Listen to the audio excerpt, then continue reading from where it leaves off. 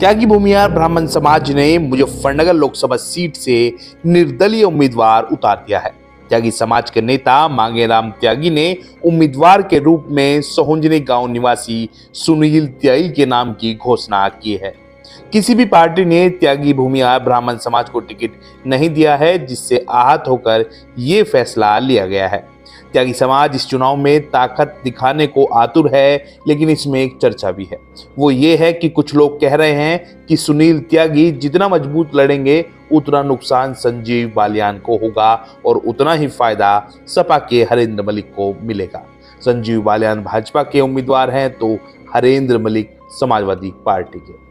जबकि त्यागी भूमिहार ब्राह्मण समाज के लोगों का पुरजोर दावा है कि मुस्लिम, दलित, सैनी, राजपूत समाज के साथ ही अन्य काफी समाज का समर्थन मिलेगा और मजबूती के साथ चुनाव लड़ने का दावा है।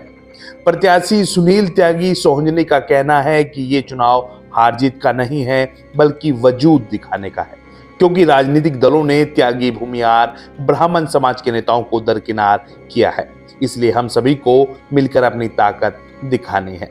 दरअसल त्यागी समाज भाजपा का परंपरागत वोटर माना जाता है, लेकिन अनु त्यागी, श्रीकांत त्यागी मामले के बाद त्यागी समाज ने खतौली उपचुनाव में भाजपा का विरोध किया था और भाजपा को हार का सामना करना पड़ा था।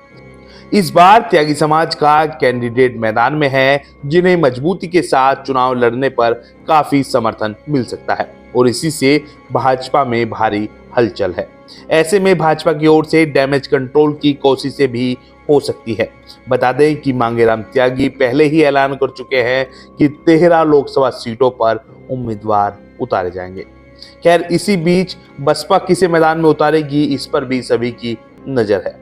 बसपा से कई बड़े नाम की चर्चा है। जिन नामों की चर्चा है उनमें राजपूत, सैनी, प्रजापति समाज के लोग हैं, लेकिन पिछले कुछ दिनों से चर्चा है कि बसपा मुजफ्फरनगर से किसी बड़े मुस्लिम चेहरे को भी मैदान में उतार सकती है और सभी को चौंका सकती है। बसपा की कोशिश दलित मुस्लिम गठजोड़ के सहारे नैया पार लगाने की हो सकती है। 2009 में बसपा के कादिर राना मुजफ्फरनगर से सांसद बने थे। खैर, भाजपा चाहती है कि मुस्लिम उम्मीदवार आए और समाजवादी पार्टी चाहती है कि बसपा से कोई हिंदू उम्मीदवार आए। प्रजापति समाज के दारा सिंह प्रजापति का नाम भी काफी चर्चाओं में है। कुल मिलाकर मुजफ्फरनगर लोकसभा में चुनाव दिलचस्प होता जा रहा है। आगे आगे चुनाव में बहुत कुछ होगा और बहुत कुछ बदलेगा भी।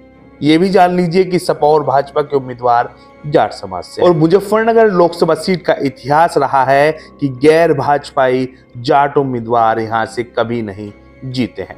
अब तक जो भी जाट समाज के कैंडिडेट जीते हैं वो सभी भाजपा से चुनाव लड़े थे।